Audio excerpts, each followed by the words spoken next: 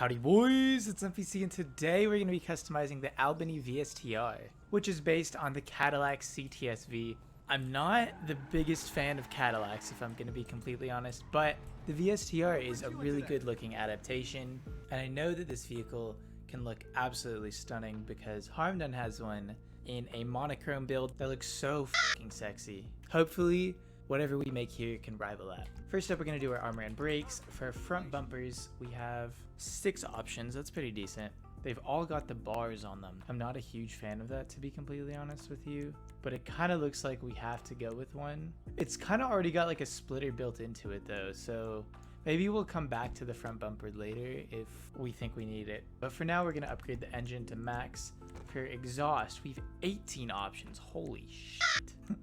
Why? Why do we need so many options? Oh. Ew, it's in the middle of the car? That's filthy. That's actually vile. I want to go with a titanium exhaust, but the big bore's not really catching my eye because it doesn't fill up the space well enough. I do like the ovals quite a bit, so I'm thinking maybe we'll just go with the carbon oval exhaust. That looks really good. Big fan of that shape. We can debadge the grill, which I do think we're gonna do actually. We can always add it back later if it feels too naked, but I feel like there's gonna be a hood option that throws on a logo or something. We'll see.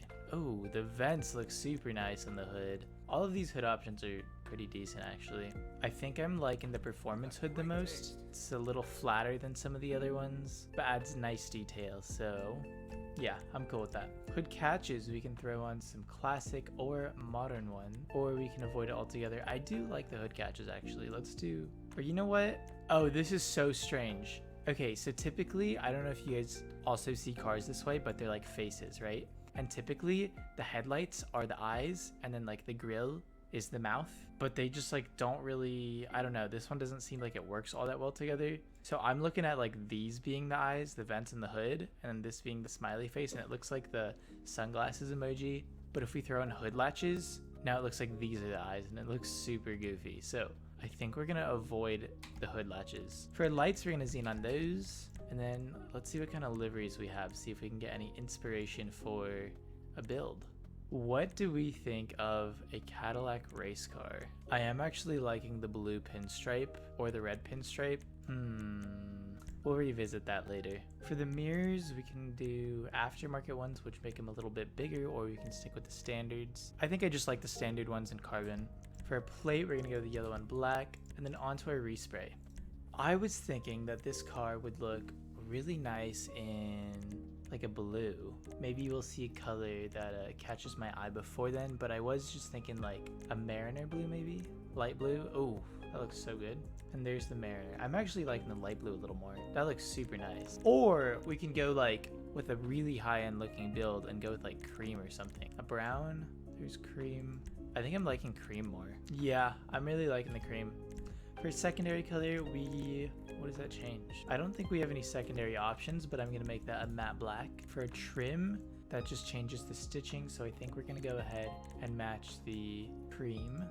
And then for a roof, we can do a secondary roof or carbon. I think I do like the carbon actually. And then for skirts, not a big fan of the fin, so we're gonna go with the carbon street skirt instead. For spoiler, it's already a nice little ducktail. Oh, please tell me we can keep the ducktails. No. Oh, we can do the stock. Okay, carbon stock spoiler. That's what I'm looking for. Yeah, there we go. For suspension, we are gonna drop that down. Oh, I was thinking it might be a little too low, but the car's so thick on the top end, I doubt it's gonna clip into the fender, so we'll just leave it. Transmission, max it out. Turbo, tuned, and then vortex generators. Interesting. We'll go with the carbon one to match our hood, and then onto the wheels. I do really like the stock wheels of this vehicle, but the thing is they're chrome, and we can't do the pearlescent glitch to get them to be black, so I think we'll just find another option. Hyper freshes, I think, are gonna be the way to go. That's perfect because it's got the cream like bone colored cap, which is pretty much the exterior of the car in the center. That looks great. These look pretty sick as well, but I think I want to try out the hyper freshes. Let's black this out, and then we'll go and compare those to the concave mega meshes. I almost like the concave mega mesh more because the hyper freshes are just like, they're too skinny. That's kind of f***ed. Yeah, we're gonna go with the concave mega mesh. I think it just looks so good. They're very full rims, and this is like a bulky car, so I think it matches the vibe. For tires, we are going to bulletproof those, and then tire smoke, we are going to black it out to match the theme.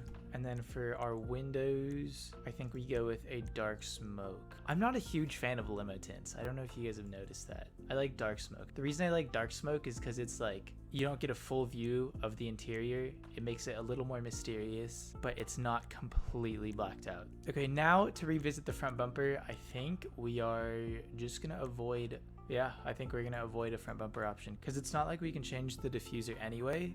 And then our skirts are pretty subtle as well. So I think this all fits. There is still a black undertone surrounding the car.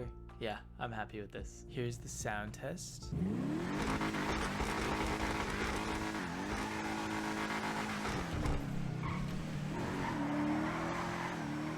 The V-STR sounds so good. That's really nice. Oh my god. It's such a pretty purr. Not the best sounding. I still think like Grotti vehicles sound better. Whatever the Karen Bohr has, which is yesterday's customization, sounds amazing, but this one's definitely up there. It doesn't have the standard car sounds, and I'm grateful for that. But as for this car's performance, the most notable thing about the V-STR is probably its top speed. This thing caps out at about 126 miles an hour, which I think makes it one of the fastest sports cars. Unfortunately, the Italia GTO is still just fucking horrendously broken, and there's no car that's even close to rivaling it.